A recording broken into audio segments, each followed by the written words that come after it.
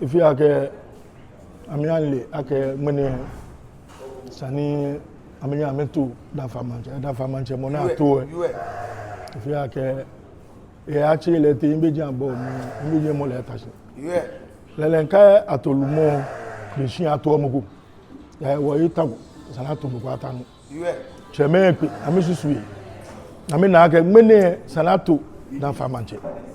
no wa kusune no wa baje shi ne be Danfa Mantse di no wa afemini wa to o chia ira don wagago mene su ni masu na masu kwa mo tro da pon kan na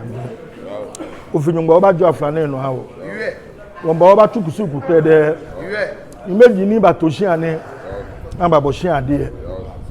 oga nfa nwa afu bara m geshu ewo no no oba tun ne fu manye oba bia na ga wa to mugo efu so oba ke akeke lumo ye na eshi ese sana sa fe mi ni awo eku lo dente won bubo kafla yi oyubo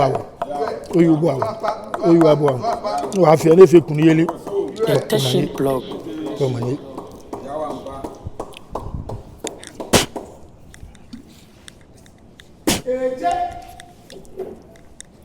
You're fine again. Yeah. I'm a quality.